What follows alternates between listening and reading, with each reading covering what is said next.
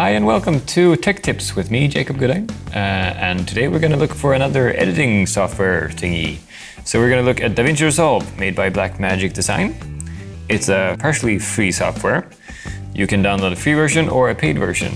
The difference is basically that you can do 4K exports in the paid version, but if you're not going to, you don't have to buy it. So you can pretty much do all the same things in the free version. So if you're doing YouTube videos or other things like that, it's very much fine. Anyways, to find it, you go to blackmagicdesign.com, you find support, you find support center, and then you scroll down to the latest. You scroll down to the latest downloads. And down here you have to find DaVinci Resolve 16. At the moment anyways. They're currently beta testing number 17. But try to avoid going into a beta test before you have to. So go for the stable one until they're finished beta testing the 17. So all you do is you go in here, find 16, you scroll up and down the side here. And then depending on what kind of computer you have, if you have Mac, Windows or Linux, you pick whichever one you have, install it, and then you're good to go. I have already installed it, so I'm going to push here on DaVinci Resolve, get her started. DaVinci is kind of good in a way that you can pick your keyboard layout in the beginning. So if you came from another software, they make it easier for you to transition. So if you came from Premiere or Final Cut, you have your own little thing there. And if you just want to go with just DaVinci Resolve's own thing, then you can do that too. So that's a nice little feature. So if we start a new project here, tips 3 or something, create, here we go.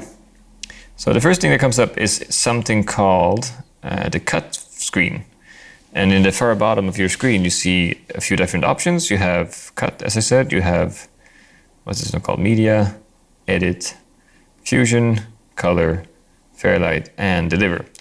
They've made it so you kind of follow through your workflow and deal with your media, and then you edit it, then you color correct it, then you add music, and then you do your last export. Final Cut, for example, you can do everything kind of jumbled back and forth. So you can just decide whatever you do. You can jump back and forth in the folders too, of course, here. This cut version here is basically a quick cutter, so it's like a light editing tool. So if you were someone who doesn't usually edit, but you had to edit, for example, if you're doing a news story and you're somewhere remote, you can do it yourself. It's a very simplified way of doing it. But we're going to look at the other proper editing side. But first we have to toss in some media. Let's import something. Import the file. Let's see what we can find. Here's some drone footage. Drone footage is always great. The first thing that comes up is it asks you to pick the format, if it's going to stick with your settings or make new settings depending on the file. Depending on what you do, you can choose. Either it's better to follow the video, but if you have a lot of different media and you toss in the wrong one, you can really mess up your project. So you don't want to do that. So try to keep your settings that you have. If you go in and add a new timeline, file, new timeline, and you have a standard, the same as when you just toss it in and does something for you. But if you want to do what you want, you have to use custom settings. In here you name your timeline, drone, for example. There you change your format, what kind of HD you want it, if you want 4K more or less, or like NTSC small. That's where you set your frame rate. I want to do 25. There. All right, so create.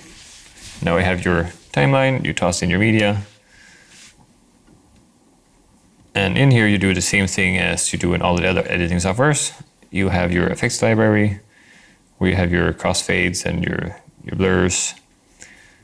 And you have your other things around here too. So this is where you find all your crossfades. So let's just make a cut.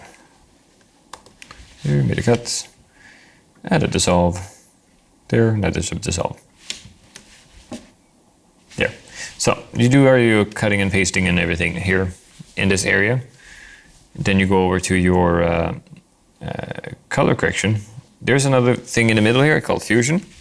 It's very heavy on your computer. It's where you make all your fancy graphics and all that. So unless you know what you're doing, avoid that for now. Yeah. So here you have your color correction side where you kind of do all your color correcting and fixing all of your clips and all that. After that, you have your music. This is where you have all of your tracks. So you can have many, many tracks, which is nice, and how to keep track of it that way. In the very end here, you have your export settings. So this page is basically just for that.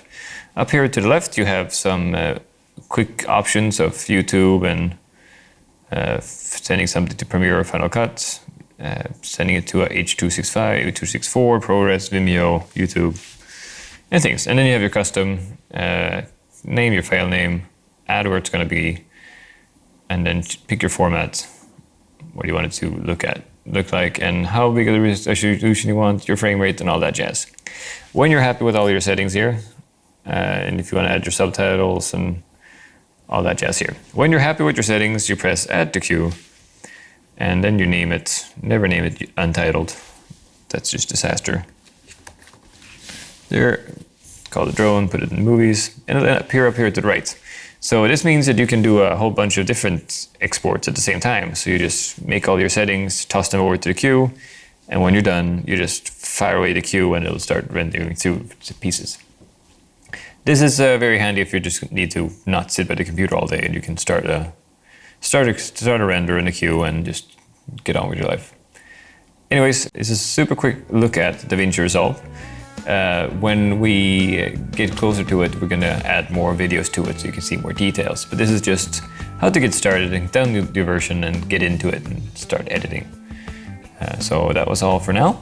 This is Jacob at Tech Tips. Like us, subscribe, and if you have questions, comment below on either Facebook, YouTube, or website, or wherever you can find us.